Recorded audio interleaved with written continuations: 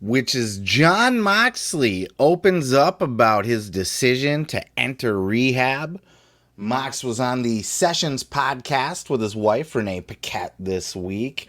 And kind of an awkward conversation, to be honest with you. Mox is a weird guy. He's an awkward guy.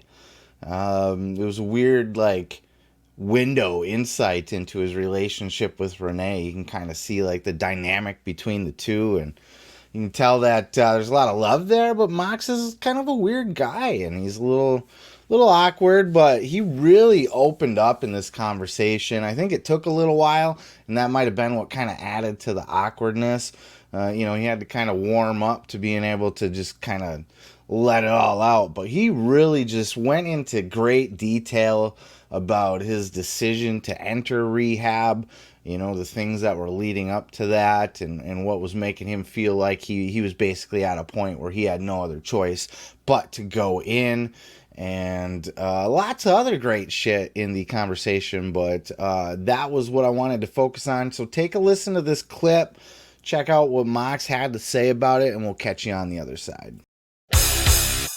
Yeah, so I was really worried something like that was going to happen, and I just I was just so exhausted with it because everything has to revolve around staying level, and I couldn't enjoy wrestling because I was just I was so worried about that. You're battling all day because you can't go on TV and wrestle up. Mm-hmm. So I had to be sitting there worried, going through withdrawal, where so as soon as I got done, it's this big wave of relief, okay, got through another day, got through another TV, and didn't have a seizure and die on live TV. Sweet. So I immediately start getting loaded because now it's been however long with it. So, and then you just end up drunk again. So it's this never-ending cycle of hell. There was months. There was absolute hell. Now my body literally can't function without alcohol. Mm-hmm. It's embarrassing to admit that. Yeah, props to Mox for just having the courage to know that he had to go in, and for saying something and doing something about it. Going to Renee, going to Tony Khan and being like, yo, I have a problem. I need to go into rehab. And it takes a big man to make that kind of decision. It takes a lot of balls to do that. So props to him. Because I can see, he mentioned, he felt kind of embarrassed, and, he was nervous about people finding out exactly what was going on, because it shows that he's, especially for a guy like Mox, who's very much a man, you know what I mean? That, it shows a sign of weakness in a way, a sign of failure to a certain extent. How did you let yourself get to this point?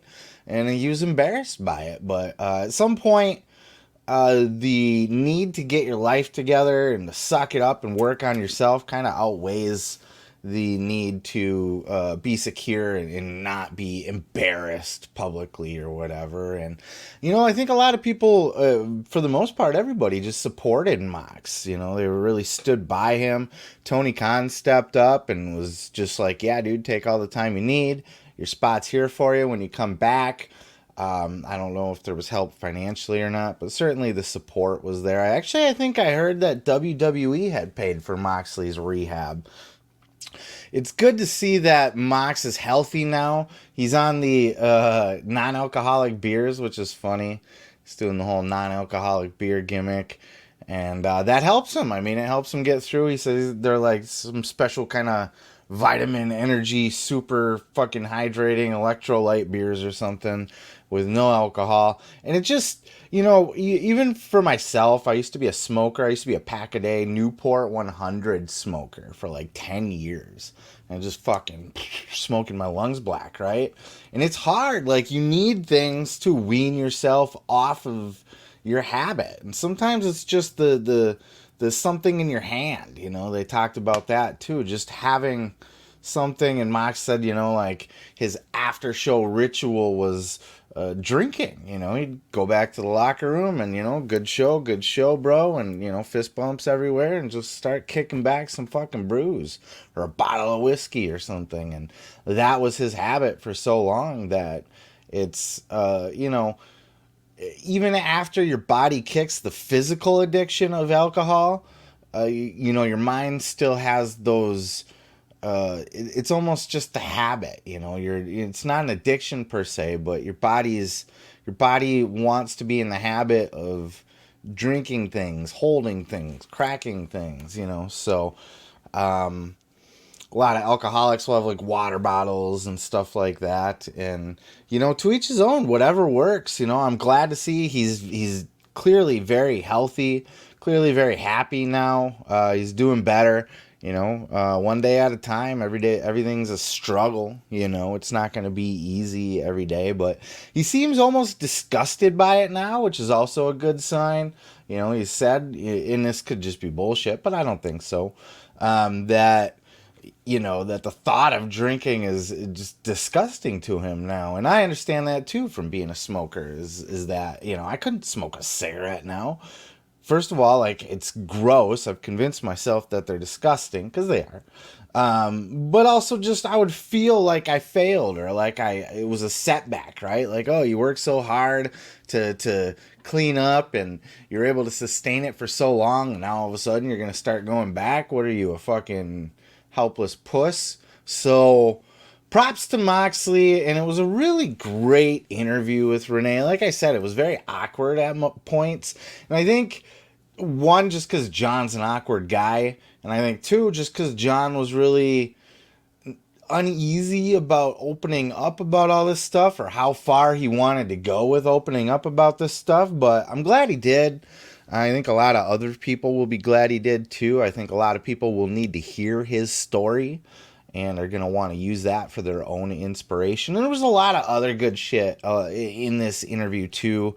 Moxley definitely got into, his want to wrestle Tanahashi and the whole Forbidden Door stuff.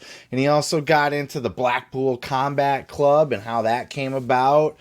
And just, all things wrestling aside from the rehab and such too. So great interview. I would highly recommend you seek it out. It will be down in the description below if you're watching on YouTube. And I believe it should be in the podcast links as well. So go check that out, and we will catch you in the next clip. Hey, thanks for checking out that clip.